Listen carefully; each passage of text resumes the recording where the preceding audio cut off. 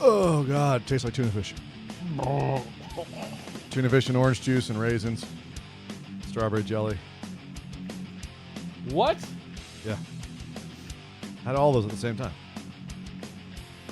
I had two raisin muffins, one with strawberry jelly and one with tuna fish. And then orange juice. Orange juice to wash it all down. Don't knock it till you try it. Delicious. Ugh.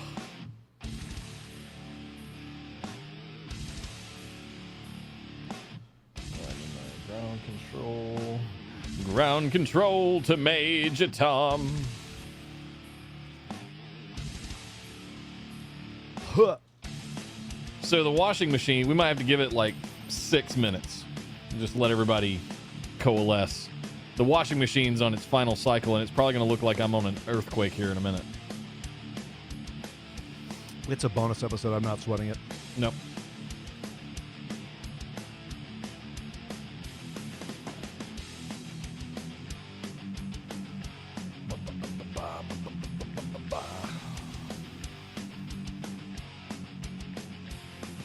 So cool being able to hear that now.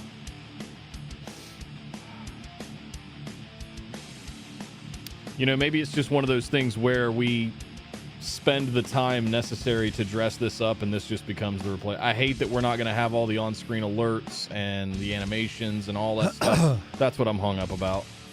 And I spent so much time. You had so much time getting that Skype dressed up. I mean, there's got to be something, dude. I'm going to have to get with my tech buddies, and I just don't know if I'll be able to figure it out by tomorrow night. We'll see. Well, if you don't, how about tomorrow night? Then, you know, whenever. Yeah.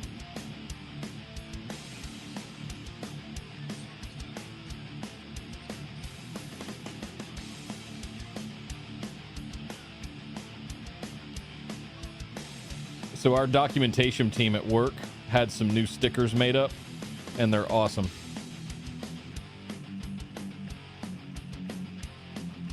Cool. Have any idea what that stands for?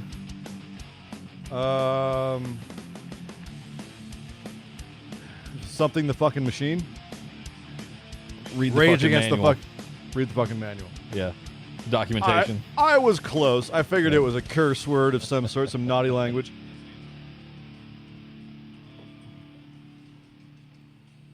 I still hear you over there.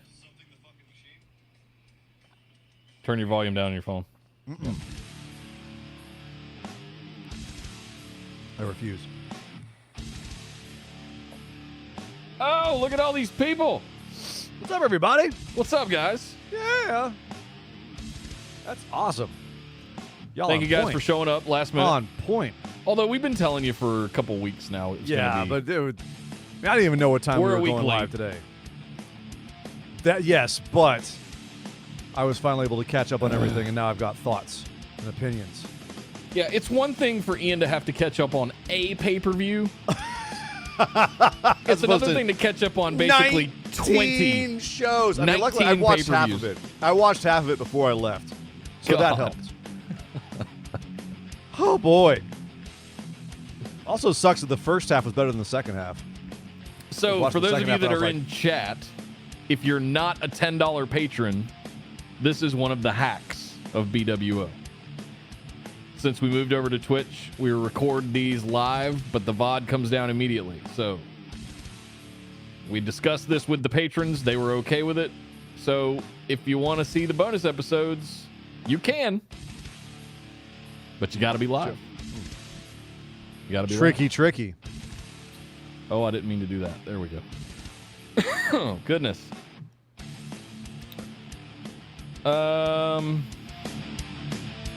Make sure I get that at a nominal level. Okay, that's right there. All right. Okay. I got a note open, but really don't need it other than referencing stuff that you're probably going to call out anyway. There's a lot of stuff in there you might want to look at. Holy shnikes, dude. I made a big note. I told Esther we'd be like an hour. That's an hour. Okay. I still got to feed her. An hour note. I know better than to keep Esther from her food. Or me. Or you. That's why I ate. That's why I just ate right now. Would you like to tell, before we get started, would you like to tell chat what you just graced me with? What did I grace you with? You just made me watch you eat tuna fish on raisin muffins. Yes. And it was delicious. I regret nothing. All right, last thing before we go, I got to fill the vapes. Delicious. Uh-oh. Salty. I got more tuna fish in the fridge, actually. I might make another one. That's sweet and savory, baby. Salty. You didn't tell me you also put strawberry jam on there? On the other side, you got two muffins. You get 2 strawberry muffins, like 2 halves of the strawberry muffin, then 2 halves of the tuna fish muffins. So you just eat one, then you eat the other. So you really get the sweet and savory going on. Get a little orange juice to wash it down. It's great. Exactly, Dog Ziggler. Dog Ziggler loved it. He was sitting there looking at me Disgusting. going... He's looking at me going like, I'll take some of that tuna fish and the raisin muffins. That sounds delicious, Dad. Yes, please. I bet he would gobble it up. Mm-hmm. I don't know what's worse, your dog eating that or my dog eating cat shit in the backyard. I honestly can't think of what's worse.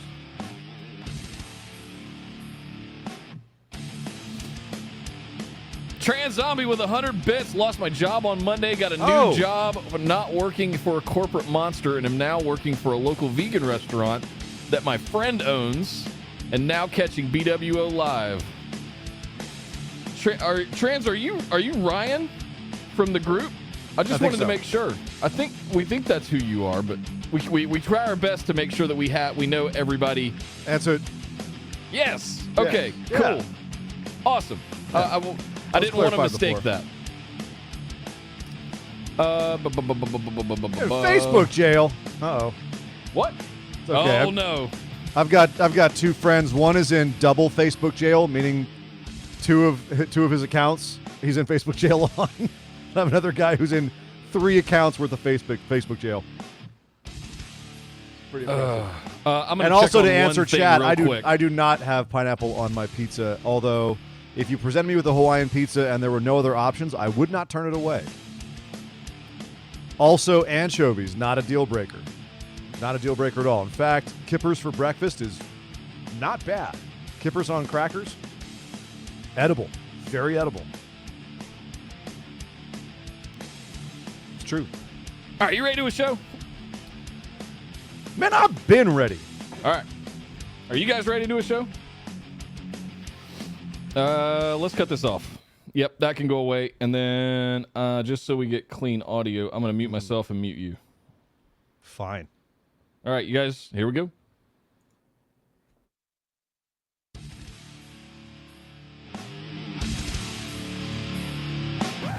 This is the limitless Keith Lee. This is Brody King. This is Angel Garza. Will Ospreay. Hornswoggle. Pentagon Junior. The villain, Marty Skell. The Mexican Ray Phoenix. King Ricochet. Concrete Rose, Sunny Kiss. And I'm here to ask you to stop what you're doing. Take just one moment and bask in the glory of the Busted Wide Open. Busted Wide Open. Busted Wide Open. Busted Wide Open. Busted Wide Open. Busted Wide Open. Boston Wide Open. Busted Wide Open podcast.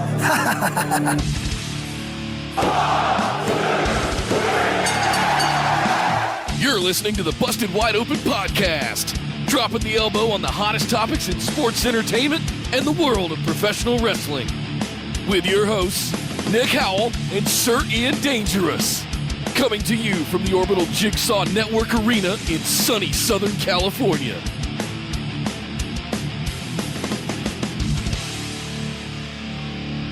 Welcome, everybody, to Busted Wide Open. This is your Patreon bonus episode that we are a week late on for October 2020. My name is Nick Howell. And I am Sir Ian Dangerous, and I'm the reason it's late. I'm sorry, guys. I very much appreciate you giving me the time to collect myself after being gone for the first 2-week vacation I've had in 3 years. So I appreciate it very much, but unfortunately it meant that I fell behind on watching all of the G1 because there was a lot of G1. And the thing is we wanted to talk about it. We wanted to talk about it thoroughly and intelligently and having seen it. And I couldn't do that last week. But now I can. And that's what we're going to do today, Nick. We are going to recap the G1 from New Japan, talk about what went down, talk about the storylines, who were the big show outs, how good it was, and what happened. And then ultimately, where they're going from here is going to be a bit of a preview for the rest of the year for New Japan as well, because they are now on the road to Wrestle Kingdom. It's been an odd year in terms of timing of everything. We're now about to get the Best of Super Juniors and World Tag League simultaneously, which is bizarre, and it's going to be chaos, pardon the pun. But at the same time, it's very exciting. And we've also got Power Struggle coming up this weekend, so this is also going to be a primer for that as well, all the storylines that are going into Power Struggle, where the G1 left us off, and what's been going on the road to Power Struggle. So lots to get through today, Nick. Yes. I have sent you a massive note for today, so much to discuss. But before we do that, do we need to do any business first, Nick? And I want to say it like MVP does. Any business? Business. Just to say that you guys are our patrons. We love you guys. Thank you very much. Thank you for bearing with us for being late. Thank you for being amazing $10 patrons. And hey, if you happen to be in the live stream watching it and being sneaky and catching in the back door a little bit, it's not sneaky. We said we were going to do it. Yeah. But this is a way for you to see what we do for patrons at the $10 tier for bonus episodes. And you can head over to patreon.com/BWO and get signed up there. We put up this VOD as well as the audio version of this for your eye holes and your ear holes so that you can see it. But it will be coming down off of Twitch immediately after we get done here. So it is an opportunity for you to catch a sneak peek at what we do for bonus episodes if you're not a patron yet. To all of you that are patrons, much love. Thank you very much. Let's see, Ian, I'm gonna give us a little bumper and just kick us right into the show, because we have got a lot to discuss, because there were some big things that went down at the G1 Climax 30. Yes, indeed. So for those of you who are listening to this who did not watch the G1, have not watched the G1, don't know what it is, we'll give you a little quick primer here, and then maybe you can follow the storylines, and maybe you'll get excited and want to watch Power Struggle this weekend, and that's kind of also the point of this bonus episode as well. But the G1 was New Japan's tournament this year. They do it every year. They've done it, obviously, for 30 years in a row in some form or another.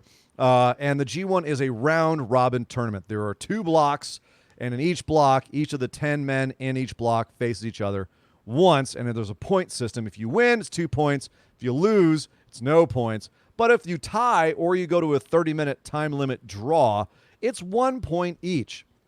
And so basically over the course of about a month, everyone fights everybody else, and whoever has the most points at the end in their blocks goes on to face each other, A block versus B block, in the final. The winner of that gets to headline Wrestle Kingdom and take on the IWGP Heavyweight Champion, who at this point right now is Tetsuya Naito. He's actually a double champ. He's also the Intercontinental Champion. He's a champ. So it would be a big deal, obviously, this year to win the G1 and go face him. And so other than the slight detour with Evil earlier this year, Naito won it at Wrestle Kingdom and has carried it for the lion's share of the year. So yeah, and they've been treating it as one title essentially. When he lost it to Evil earlier in this year, stablemate of his that betrayed him, his first ever stablemate betrayed him. Evil. When he betrayed him and he won it, and then Naito won it back fairly quickly, but they treated it kind of like as one title. But Evil was in the G1 in the same block as Naito. In fact, I would go so far as to say Block B was basically the LIJ drama block this year. And Block A was the insane worker block. And usually, Nick, we've got in each block, like one block's going to have more good matches than the other, but they kind of, it's, you know, you can argue whose blocks you like, matches you like more. I think this year it was pretty clear. Block A was the workhorse block. All of my favorite matches, Block A. All of my favorite workers, Block A. I thought they dominated. But Block B, of course, was the bigger ongoing story of Los Ingobernables and what's going on. It was the with soap that opera faction. block. It was the soap opera block. Also the interference block. Good Lord. So much interference in matches this year. But that's neither here nor there. There's also, we got to point out, Nick, for those of you who haven't watched G1, there is another little stipulation. Because the champions do compete. Naito competes in Block B. Right now, your never open weight champion, who's I diminish it and oversimplify it greatly to say that it's like a European championship or like a secondary title like that. It actually means something very different. It actually tends to be like the hard hitter championship for New Japan. So it's a really cool championship. But right now, that's Minoru Suzuki, who is a 52-year-old murder grandpa, who's one of the scariest guys on the planet. So he's that champ. He was in this tournament. You've got I'm trying to think who else was a champ. Will Ospreay. Will Ospreay's the Rev Pro champ right now, so he actually was in there, and you get a shot at his title if you beat him as well. So lots One title on the line was absent as well. this year, being the United States Championship, held currently by the AEW World's Champion Jon Moxley.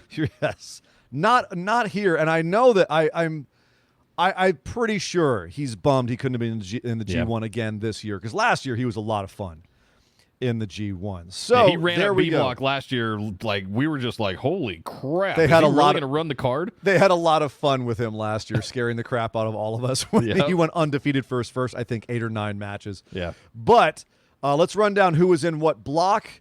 In Block A, you had Kota Ibushi, who's basically the new rising star of, well, not new rising star. He's a rising star. He's a guy who's always been a star, but now he's becoming like one of the top guys, if not the top guys, in New Japan. He's been in it 2 years in a row. He's been in the finals 2 years in a row coming into this one, and he won it last year. So he was definitely a heavy favorite coming into this one again, unless you believed that they couldn't have him be in the finals 3 times and win it twice in a row.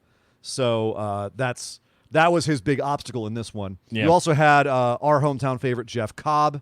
It was a second appearance there. You had Kazuchika Okada, the current ace of New Japan, the top guy, the big dog, in there trying to not use his finisher, the Rainmaker, as much as possible.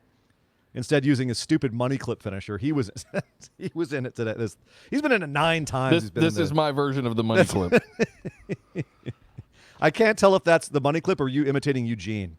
Very good point. Yeah. We also had Tomohiro Ishii, the Stone Pitbull, who is known for putting on excellent matches, especially in the G1, and is one of the hardest dudes you'll ever see, even though he's like 5'6", I think.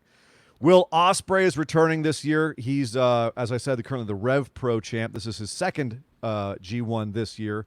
He's a member of Okada's stable. He's one of the good guys, supposedly.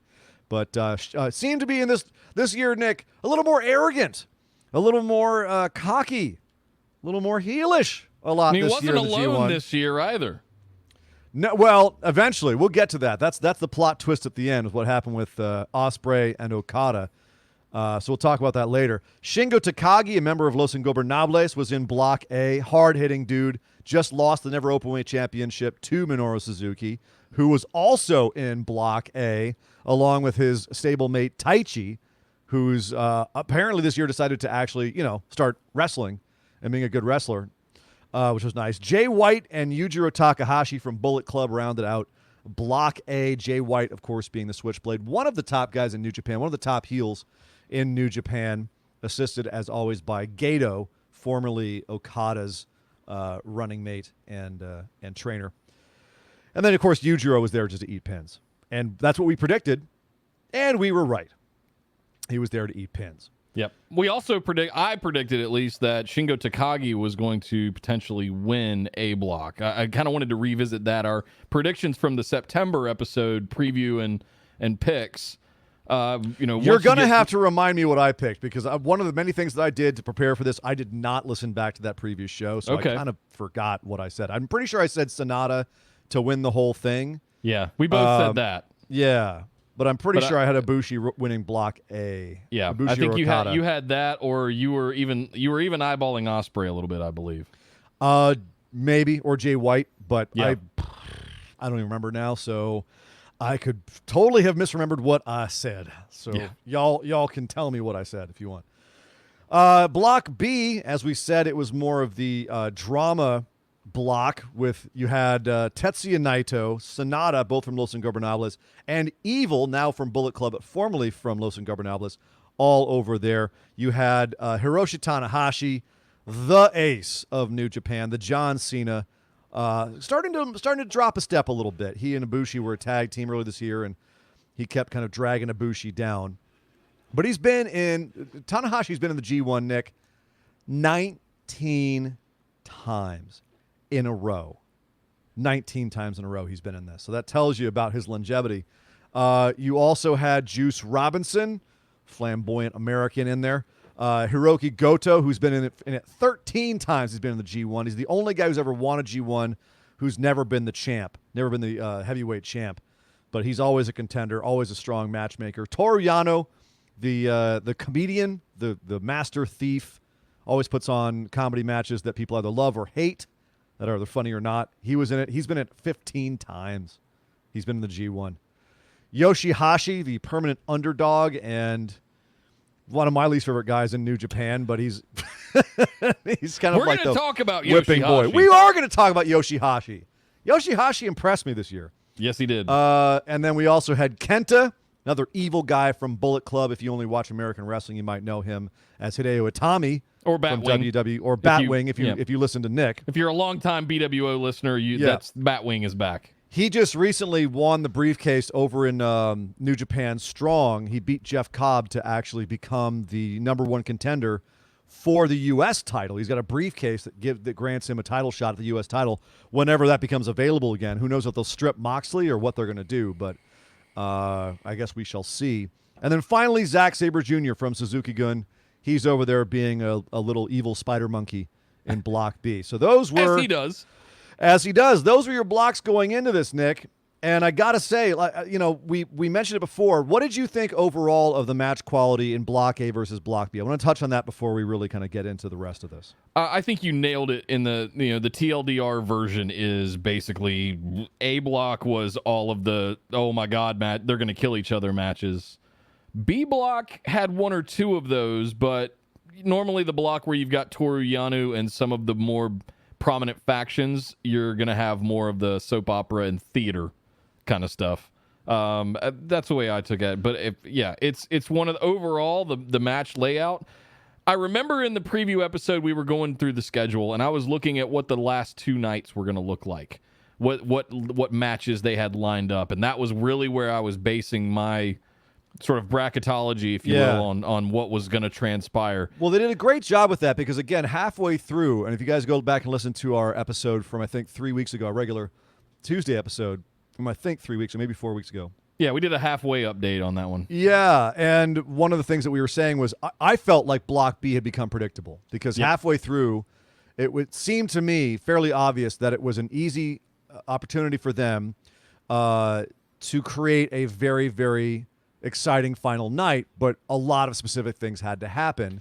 And I thought that it seemed obvious that those were going to happen. Let's actually talk about how that went down. Okay. Well, maybe we'll start with B block because that was the one with that big story, which was that Sonata, our favorite to win the whole thing, opened up the G1 going 0-3. He dropped his first match to Toru Yano.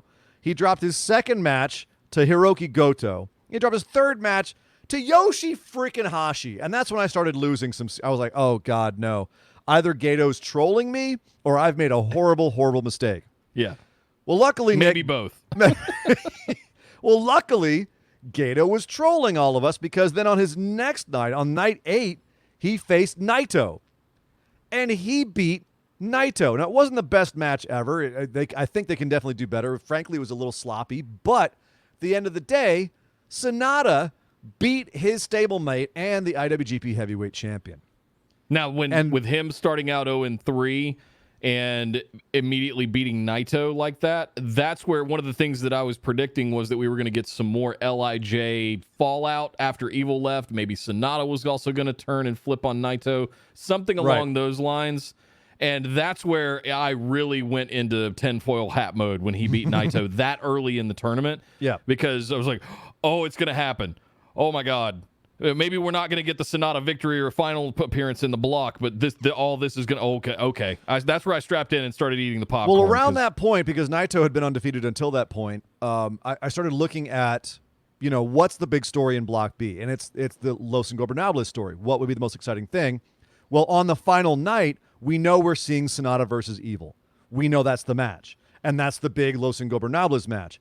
Why would you have that on the last night unless it was relevant to the story? Right. And I said, at this point with Sonata beating Naito, if he goes undefeated, he can tie Evil. He can tie Evil, and then if he beats him on the last night, he'll have the tiebreaker and potentially go on to win. But Naito has to turn around and drop a couple of matches at the end. And sure enough, Naito had to lose to Kenta or Toru Yano, or who's the other person I said that he had to beat? He had to beat Evil. Had to beat him. 2 of 3 people had to beat him. He was facing Evil, Toru Yano, and Kenta. And I said, in those guys, Kenta and Evil both are in Bullet Club, so they could both beat him, or Toru Yano could beat him because it's Toru Yano. You never know with him; he's the great spoiler. And Yano could drop down, and we could have a final night where Naito could be spoiled out of this if Kenta beats him. So Kenta could be the Bullet Club spoiler, and then whoever wins Sonata and Evil, if Naito loses, would win the block. And that was the points that we were looking at halfway through when things started to clear up like that. And sure enough, that is how it ended up working out, which is, on the other hand, kind of unfortunate, because if you look at the point totals of the whole thing, Kenta was right. So Sonata, Evil, and Naito all tied with 12 points. Because Sonata beat Evil and Tetsuya Naito in head-to-head combat, that means that he wins the tiebreaker and goes on to win the whole thing for B block. But you had Kenta right behind them with 10 points, Zack Sabre Jr. with 10 points, and then following up, Tanahashi, Robinson, and Goto with 8 points, and at the bottom, Toru Yano and Yoshihashi with 6 and 4, respectively, in Block B. It seems to me like there's a lot of guys in there who did a lot but didn't really have a lot to do, if that makes sense. Kenta ultimately came down to a cog in the story of Los Ingobernables, and nobody else really had, I don't think, that much of a story going on. Yoshihashi, you could make an argument for, just going on a run in general. Have a string of really good high-impact matches. And having a couple of big wins. And his whole thing this year with the G1 is no one expects him to win. So when he does, it's a big deal. And I will give him credit that there were a few matches in this G1 where he genuinely surprised me, and I thought he was going to win the match. Or I thought he was going to lose the match, and he kicked out. Like, he kept me guessing a lot in this. His kickouts have gotten real good. So he kept me guessing. Tanahashi was also kind of a story in that he's lost a step thing, because he only beat 4 people out of 9 matches. So that's interesting to have the former ace drop that many. Yeah. But unfortunately, right in the middle of the pack, though. But, right in the middle of the pack. That's not. 2 years ago, Tanahashi was in the finals. That's true. So that's true. But that's kind of his story this year, is he's lost a step, and whether or not they're ever going to let him recover from that, I'm not really sure. But then over in Block A, as we said, that was like the workhorse block. You had a bunch of people in contention right up to the end. In fact, it came down to the last night where Ishii in the main event had to beat Jay White, or Jay White was going to the finals. Yep. I think the second to last night of A block, you had, I think, 4 guys at 10 points. It was crazy how tied they were, but really across both blocks. But going into those last couple of nights, we didn't really know, because everything was so tied up. Yeah. Well, it just came down to, if Jay White beat Ishii, he would tie Kota Ibushi and go on to win the thing, because he'd beaten Kota Ibushi early in the G1. So that was the big story of at the end was Ibushi going to go on? Was Jay White going to tie him and win the whole thing? But as you said, you also had Ospreay with 12 points, Okada with 12 points, and there was a spoiler there where on night 17 you had Ospreay versus Okada, which is has become one of my favorite rivalries because for the longest time, Ospreay's been he's been the junior heavyweight of Chaos of their faction. Okada has been, he's been like, I like you, but you're not on my level. And that's been the kind of younger brother, older brother, sensei dynamic there has been fun to watch as Ospreay's evolved. And last time they faced each other in the G1 last year was a fantastic match that showed Ospreay standing up to Okada. One of the match of the year contenders, if I remember from the one Wrestling Observer, if I remember right. I loved it. I've certainly had it up there. But this year, Ospreay comes into this looking very strong, mathematically eliminated from the tournament, but now it's down to honor. Can he beat Okada finally? And he determined that he couldn't on his own. And so out comes Bea Priestley, his girlfriend, and out comes the great O-Khan, which no one saw coming, I'm pretty sure. The great O-Khan, for those of you who don't know, formerly the great O-Khan, if you watched Rev Pro, formerly Tomoyuki Oka, the young lion. He's been on excursion for about 4 or 5 years to England in Rev Pro. He was a tag champ over there with Rampage Brown, I believe. He made his return in this G1, and he became Will Ospreay's heater, his backup guy, which, on the one hand, I like Ospreay forming a faction called the Empire. Yes. And having his own heel faction or arrogant Gaijin faction, although Oka's not a Gaijin, but you know what I mean. Yeah. I like that. But in a year where the G1 had so much damn interference and so many heaters, whether it's Dick Togo for Evil or Gato for Jay White or all of Bullet Club running out and getting involved, this left me a little cold, Nick. It was a bit muddied because of, like you said, there's just too much of it now. And you can go back a couple of years to when Tama Tonga and Bullet Club in general were being disruptive of everything. And that stood out so much that it had all of the focus and attention. Like, oh my God, what match? Are they going to break up this match? Where's Tama Tonga? It was almost more important than the match that they were disrupting, right? This is different, though. When you can expect, it's almost predictable to the extent that you've got Dick Togo running in, you've got Gato coming in and interfering for Jay White. Like, it's tropey at this point. It's expected. Well, it's cliched, yeah. And at this point, as you said, it's also taking away from potentially great matches. Yeah, Evil had great matches last year in the G1. This year, I don't have. I can't name strong. one. I can't remember. I can't have it. There's not a strong match in there. There's a couple that were exciting, but they weren't good wrestling matches, and that's part of the problem. Is it does when it was just Tama Tonga or Bad Luck Fale, right? You know that there's always going to be that one match. You're kind of like, all right, I can tune out for this, or it's going to be a different kind of match, whatever, right? Toru Yano being there every once in a while, you have a bit of a different flavor to a match. Zack Sabre Jr. have a different flavor to a match. But when there's so many guys having interference matches, it does tend to wear on you. So that was an issue, and that was one of my issues with Ospreay's interference at the end. Even though, if any other time, I've been over the moon about it, and I still love it. It's just it was tainted a little bit because of the rest of the interference this year. I felt. Right. So let's see. We've got Ospreay finally turning on Okada. Jay White almost running the tables and getting to the very, very end, but he did beat Naito. He did beat Naito. He's got a match coming up for the briefcase, I believe. I have to go look at this. He's somehow in the picture still. Kota Ibushi. Who are you referring to? Jay White. Because Jay White beat Kota Ibushi, that's what it was. Because he beat Kota Ibushi in the G1, he now has the right to challenge Kota Ibushi for Kota Ibushi's briefcase. Right. Because Kota Ibushi, ladies and gentlemen, went on to win the G1 this year. You had Sonata coming out at the top of B block. You had Ibushi coming out at the top of A block. And on the final night, Sonata and Ibushi head-to-head, and Ibushi pulls it out. It was a very good match. Not one of the tops of the tournaments, but it was very good. So Ibushi is your G1 winner again, 2 years in a row. And he now has to face Jay White for that briefcase before he can get to Wrestle Kingdom, which is an very interesting story right there. Because, Nick, what do you think the chances are that Jay White gets that briefcase? It would be interesting if they did that and didn't have him go over Kota because he did have 12 points.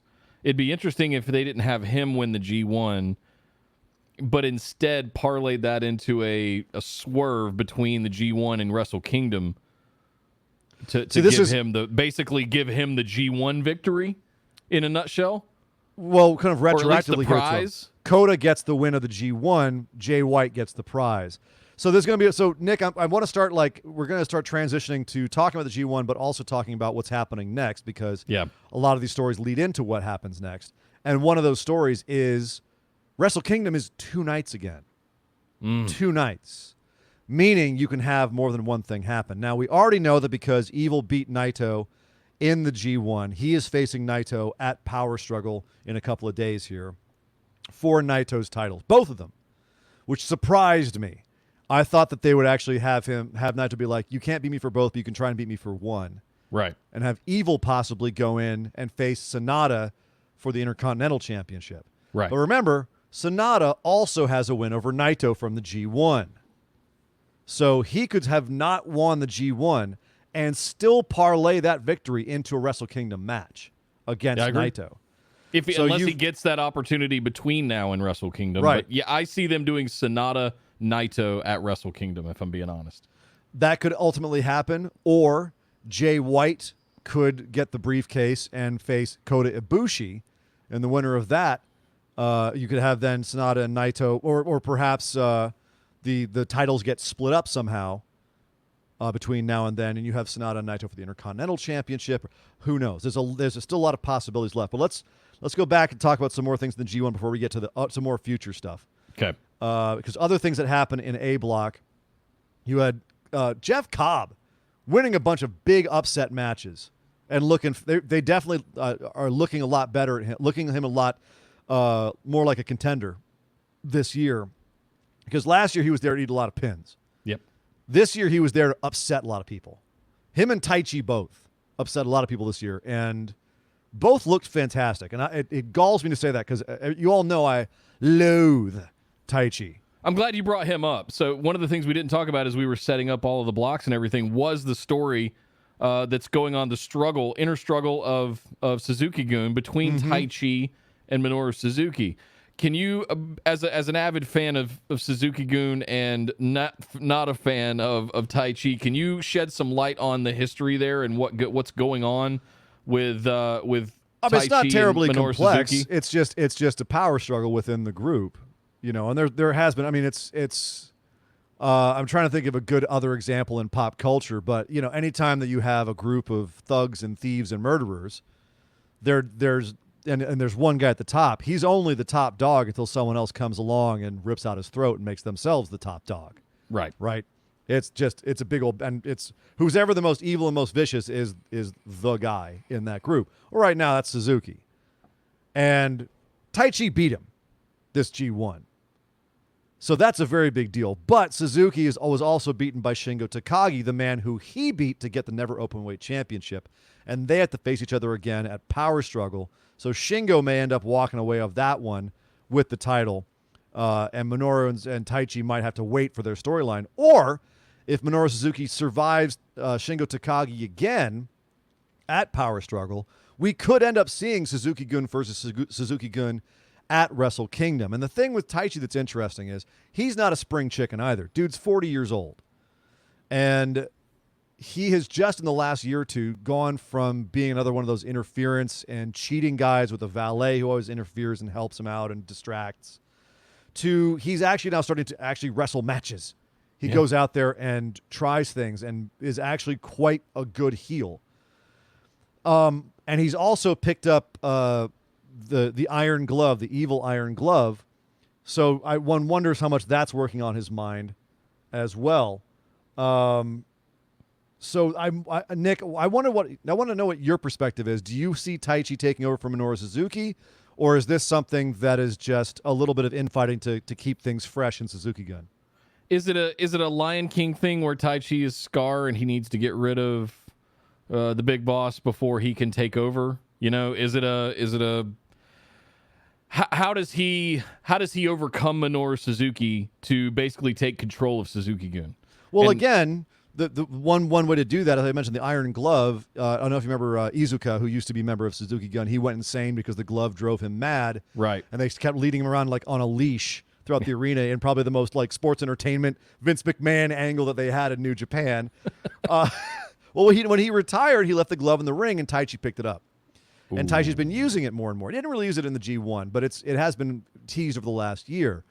So I keep wondering when that's going to rear its head again, and if that's going to make Taichi try to assume the throne. You know what I mean? Maybe it's are a little you treating Ian it booking. more like it's going to be a Thanos thing that will give him power, even though it made the previous holder of it insane? It's going to give him powers to overcome Minoru Suzuki? And I love this conversation, by the way. All I'm going to say is that would be a really cool storyline.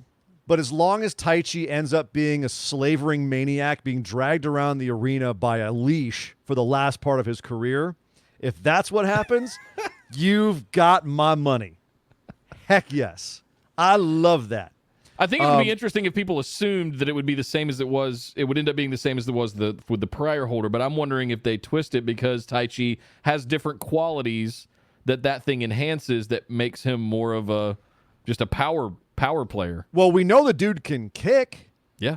His kicks are very powerful. He uses them a lot in matches, a lot more so now. And in fact, on night 17, the final night of A Block, he and Kota Ibushi had a match that was nothing but kicks. There was like 2 or 3 moves that weren't kicks in a 15-minute match, 17-minute match. They just kicked each other. It was amazing. It was one of my favorite Taichi matches ever. I can feel the bile rising in my throat saying that. I enjoyed a Taichi match. Him and Ibushi kicking the crap out of each other. It was entertaining. So, yeah, no, I think that there's something to be said for Taichi and Suzuki possibly having friction going forward. There's a story to be told there, but it's going to depend on if Suzuki drops that belt back to Shingo Takagi. And then if Takagi gets it, who he faces at Wrestle Kingdom. If it's Taichi and Taichi does what Suzuki couldn't, you know what I mean? That's another story right there. Yeah. It's a possibility. Especially if they're getting fans back and he can get his valet lady back and, all of that becomes a thing, right? Right. As theatrical as his entrance is, now the glove comes into play. Yeah. And all of that stuff. So I think it could be a really good thing for him if they really start to dial it up. I mean, I don't know if we're going to do that before we get to Wrestle Kingdom, though. It'll be interesting to see if in the next 2 months that they're going to be able to do that. Yeah. Build it. I don't know if they can't really build in the World Tag League. Really, I don't know. I'm curious how they're going to do is something with the Never Openweight Championship at this point, isn't it? Yeah. So very interesting to see how that comes along. And we mentioned Shingo Takagi. He had more losses than wins, but man, he was an animal in this tournament too. Yeah, he was. That match between him and Ishii is one of my favorite standouts. And look at who was tied for 8 points. Ishii, Taichi, Cobb, and Shingo Takagi. All had 8 points. Suzuki had 6. And, of course, Yujiro Takahashi was there to eat pins. He only won 1 match. That's the stories of A Block and B Block. And as we said, going out of this, Kota Ibushi, he said he wanted to become a literal god. That Tanahashi had told him, you need to become God. Not a god, like Bill Murray in Groundhog Day, but the God. So Ibushi's still on the quest to literally become God. He won the G1, so that's a good start. So, Nick, before we start talking about the future of New Japan here and some more of the upcoming matches and possibilities and Nick and Ian booking for New Japan, let's go. If you guys didn't watch the G1, you want to get some recommendations like, oh, man, this sounds great. I want to go see some good matches. What were some matches, Nick, that you think you would tell people to go watch? What nights, whose matchups, whose line? Like, what are some of the best matches of the G1 this year? Oh, you're putting me on the spot here. I was not prepared for this one. Definitely the Ishii and Shingo Takagi match is one of the standouts for me. And I'm looking to see what night that was. Hold, please. Ishii Takagi, I remember being late. Night 7 for that one. And the way this works is if you have New Japan World and the app and all of that, you can literally go night by night, and they'll have Japanese and English commentary. So you can, all the English commentary's up now, too. Night 7 was a good night too. You also had Ospreay and Jay White. Yeah. And Okada and Taichi, Ibushi and Jeff Cobb. So it was a pretty solid night all around. I'll agree.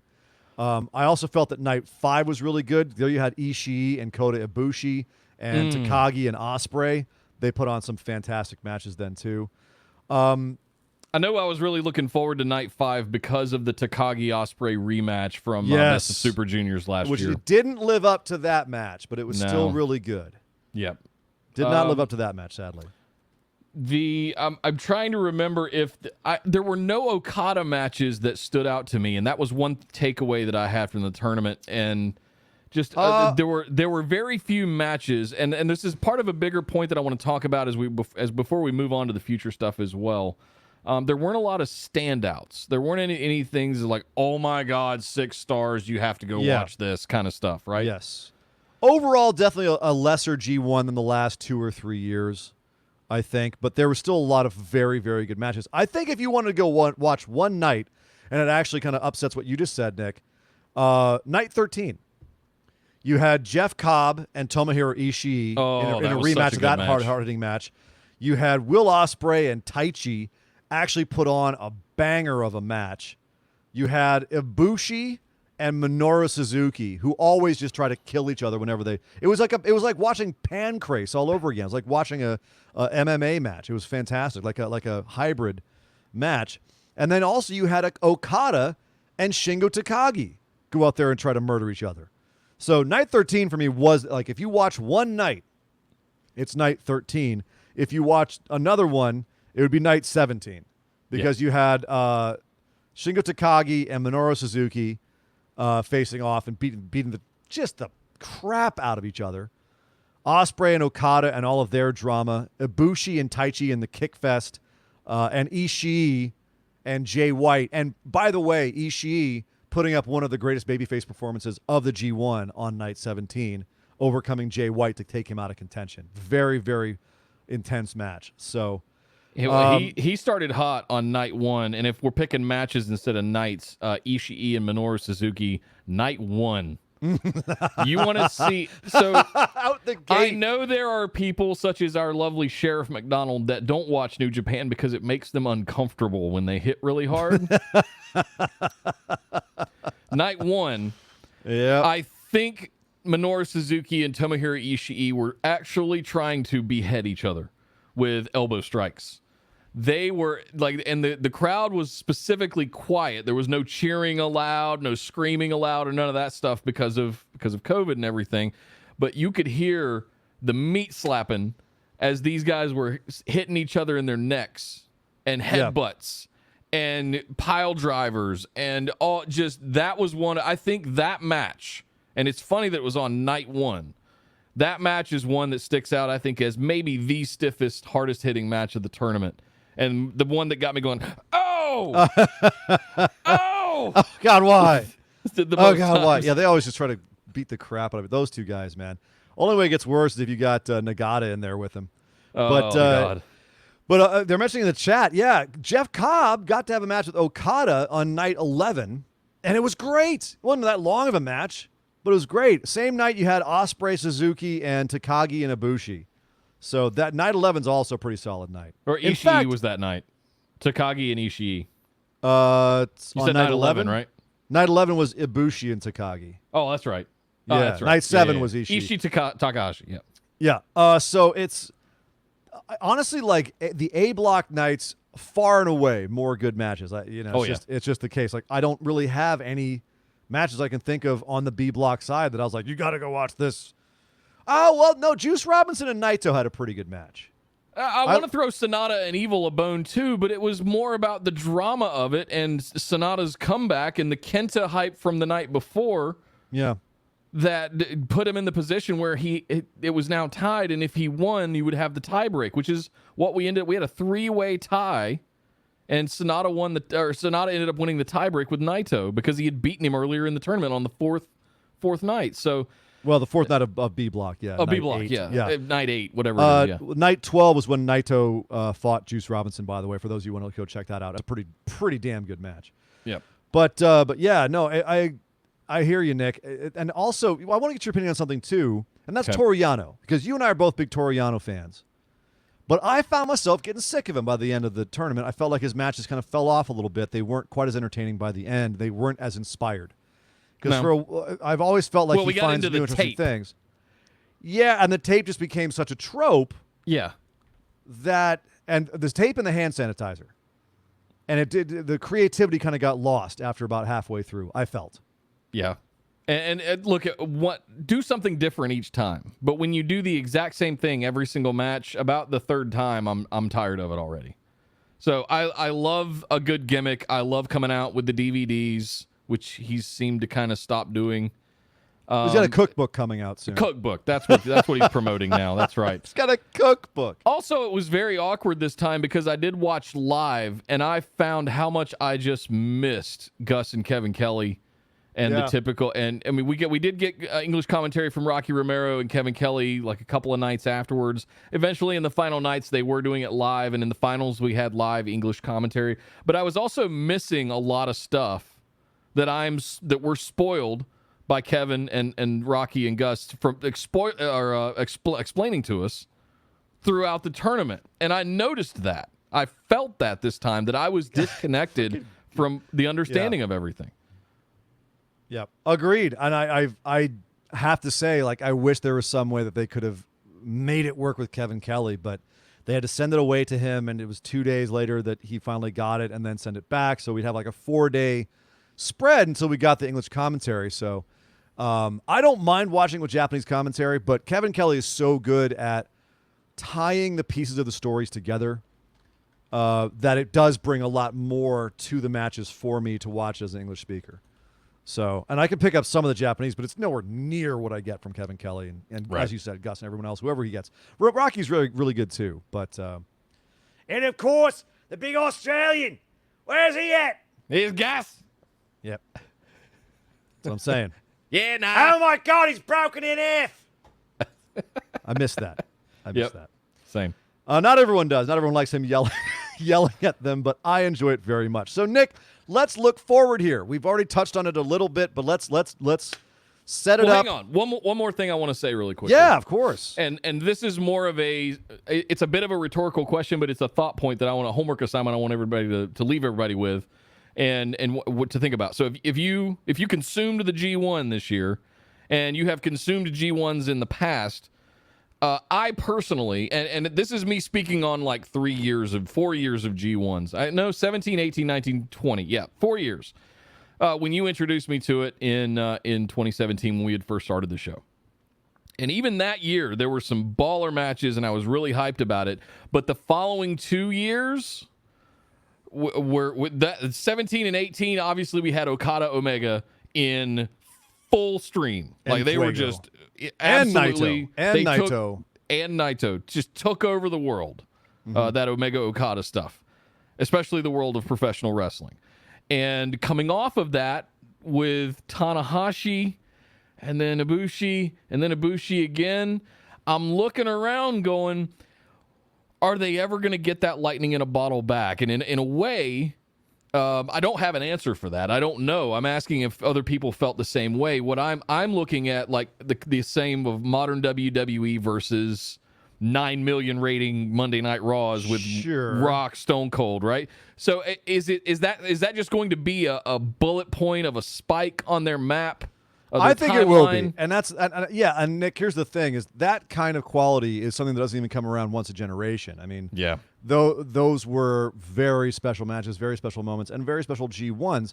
I think on average G1s are more like this year's. Like if we can get a year like this year, every G1, it'll be very good because this was a very good year. Just the last 3 years were so exemplary. Yeah, that I think it set an unrealistic standard for you and anyone new from America who is watching it. Like, it's just not possible to have that level of quality every single year. And not to say, again, that this year was bad. It wasn't. No, it wasn't bad. It was really good. It's just that it wasn't on that epic, legendary 6.5, 7-star level that we were seeing the last couple of years. And I think it's unfair to judge this year's against those. I judge them against the average G1, which I've seen. And I'd say this is on the on the high side of average. I for a say it's G1. unfair based on the pandemic and the fact that we even got a G1 in the first place. We knew it was going to be delayed because of the Olympics this summer that also got postponed. But so we knew it was going to be later in the year instead of July, August like it normally is. But the fact that they were able to pull off a 30-night, 19-event G1 that still traveled the country. They still went to multiple venues. And people weren't allowed to react. That's the big one. Is a lot of these matches I felt had the air sucked out of them because the crowd could only applaud. In Japan, because of the pandemic, you're not allowed to cheer. You're not allowed to boo. You're not allowed to make noises with your mouth. You can gasp, and sometimes people can't help it and they murmur or whatever. But there's no intentional cheering or anything like that. No Naito girl. Nothing. No Naito girl. You can't have a G1 without Naito girl. I know. Yeah. And so that made it very, very weird. And I think that might have taken away from the perception of the G1. Again, all the interference, I think, took away from it as well. So, yeah, again, I think it's unfair to compare this G1 to recent G1s because of the pandemic, because of all of that. But at the end of the day, that they got what they got out of it, I think should be commended. It's pretty incredible. I agree. I'm not sitting here judging it at all. The fact that we got a G1 this year is a pleasant surprise. Miraculous in some ways. So coming out of this, heading into Power Struggle this weekend, November 7th, 2 days from now. 2 days from now, which means... Same night as AEW Full Gear. Which, I think it's Friday night here in the States. So I think so it'll be Saturday morning. Yeah. Okay. Yeah, Saturday morning. So it's going to be a big day of wrestling on Saturday, baby. Woo! So we have Ospreay and Okada having a feud coming out of this. Looks like that's going to be a Wrestle Kingdom match, Ospreay and Okada, which ain't mad at tat. Nope. Okada's got to go through Great Okan to get to Ospreay. Okay, no problem. Shingo and Suzuki still have their feud, and possibly Taichi might be involved. Kenta got into it with Hiroshi Tanahashi, and now they have a feud going forward into Power Struggle because Kenta actually smashed his briefcase, his U.S. title briefcase, over Tanahashi's head and then complained that Tanahashi broke his briefcase. Right. It was brilliant. Brilliant. He was so upset. Oh, it was so great. Naito, obviously, and Evil still have beef, and Sonata does have a win over Naito. Zack Sabre Jr. and Toru Yano, we're getting into it. They might be going into a feud, or that might be a long-term thing. Hard to say. And Ibushi and Jay White still have business because, of course, Jay White holds a win over the guy that won the G1. We're also looking like, oops, hold on, I got to grab. There he is. Hey, also, Gerald. it's like, hey, Gerald's here. Hiromu Takahashi and Bushi are challenging. They look like they want El Desperado and Kanemaru's tag belts. Kanemaru's injured right now. Ooh, that's spicy. And Desperado, actually, I think Hiromu's either never beaten him or only beat him once, dating all the way back to him being a young lion. Wow. And Despy being his older mentor / trainer / nemesis. So if there's one guy who's always had Hiromu's number, it's Desperado. So I'm curious if they're going to go into that story and keep Hiromu away let's from the turn that junior into a singles feud too, please. Well, yeah, but I think I can only imagine that they do it for the junior heavyweight championship. So I wonder what's going to happen with that, with Bone Soldier holding it right now. On the other side of things, you've got Goto, Ishii, and Yoshihashi just beat Taichi, Zack Sabre Jr., and Dookie to retain the never triple. Let's say the 6-man open weight. 6-man open, yeah. Yeah, those titles they retained those at Road to Power Struggle, but that'll probably be up in the a pre-show for Wrestle Kingdom. So going forward, let's look at who beat a champ. Is that on the line at Power Struggle coming up? No, it's not. They just did it on the road to. Okay. Power Struggle's card right now is Tetsuya Naito defending both belts against Evil, Ibushi defending the Wrestle Kingdom 15 title shot against Jay White, Kenta defending the United States heavyweight title shot contract against Tanahashi, Okada versus the Great Okan, Minoru Suzuki defending the never openweight belt against Shingo Takagi, and Toru Yano, as I said, he's having a feud with Zack Sabre Jr. He's defending his King of Pro Wrestling 2020 trophy. Remember, he won the King of Pro Wrestling back in the summer, so he's currently the King of Pro Wrestling trophy winner. He's going to defend it against Zack Sabre Jr., and they've actually started throwing stipulations at each other. So far, they're having a no corner pads match, But Zack Sabre Jr. said he'd be fine with like a exploding ring piranhas death match if Toru Yano says he wants that. He says he doesn't care what the stipulations are. He's going to take the King of Pro Wrestling title off of Toru Yano. So already I need to give a Nick booking alert. I just had a Nick booking alert. Nick booking. I need a stinger for that. The Twilight Zone or the Unsolved Mysteries thing, right? Kenta's defending the United States Championship briefcase against Hiroshi Tanahashi. What if Hiroshi Tanahashi wins it and brings it over to AEW through the Forbidden Door to challenge Jon Moxley for the championship? You're always waiting for that Forbidden leads Door. To Jericho and Tanahashi that we've been wanting for 2 years. You know, Nick, I'm not going to lie.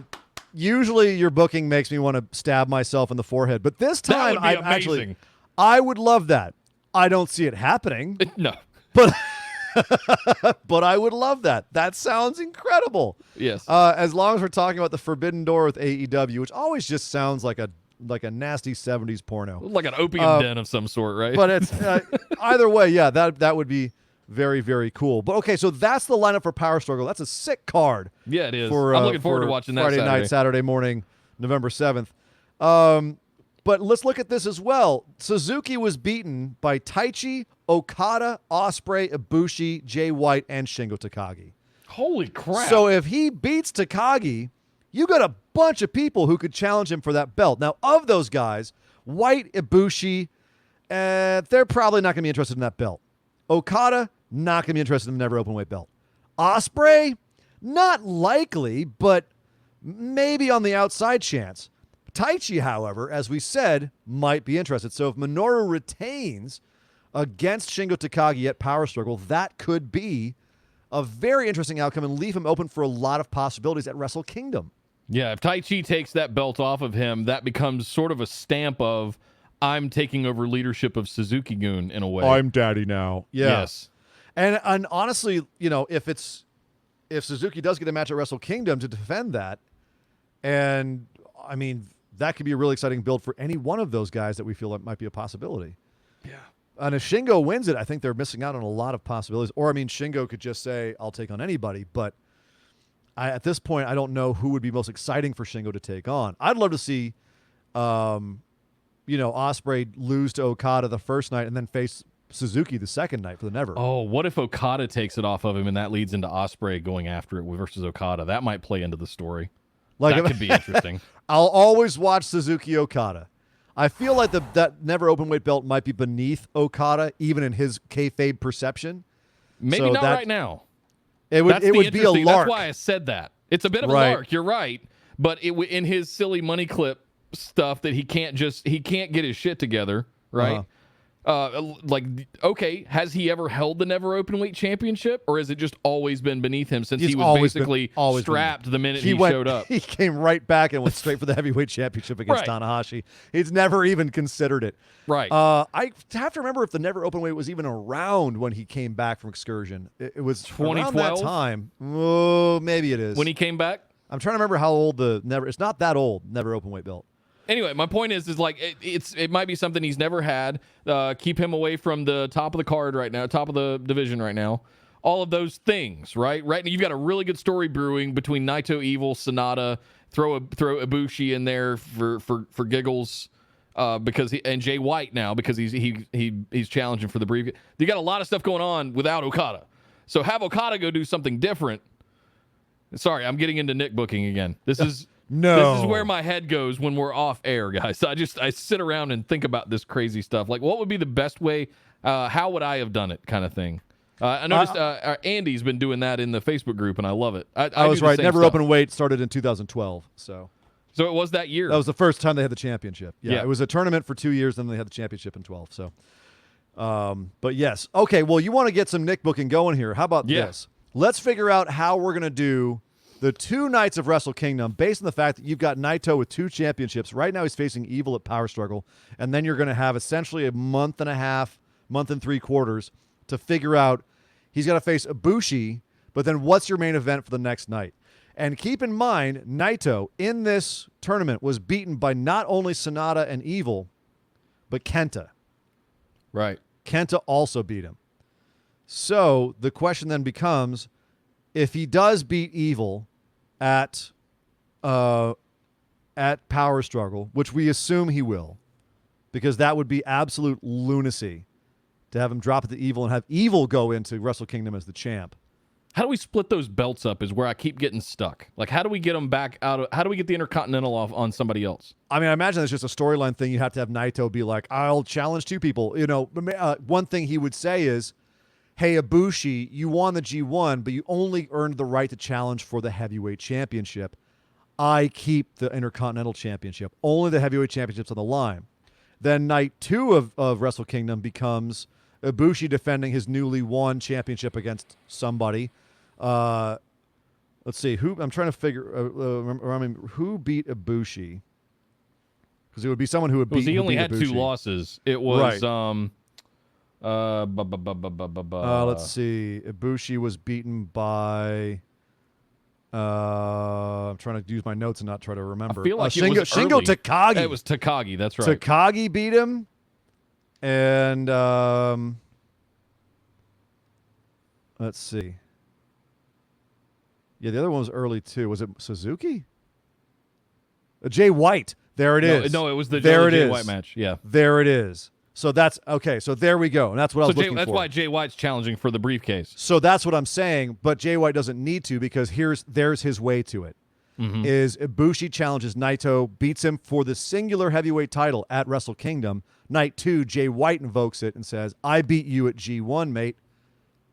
Yeah, I get you on night 2 of Wrestle Kingdom. Main event of night 2 is Jay and White then Naito versus Ibushi. Naito faces Sonata for the Intercontinental Championship on night 2.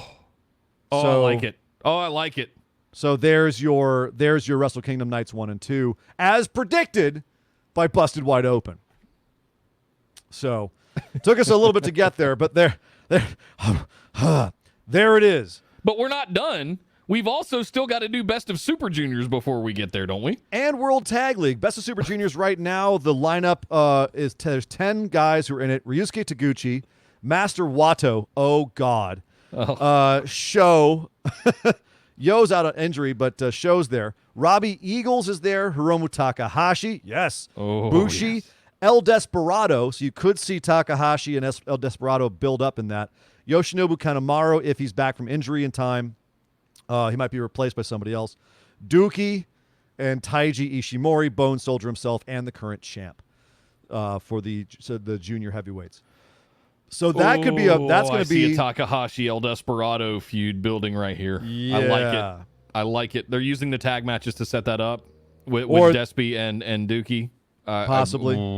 Yes. And there's definitely got to be some Ishimori involved in there. It could be even a triple threat, and I wouldn't be mad at that either. No, God. So Put Best of it Super in Juniors. my eye holes. Yep, that starts November 15th, runs through December 11th. Both the Super Juniors and the World Tag League. G1.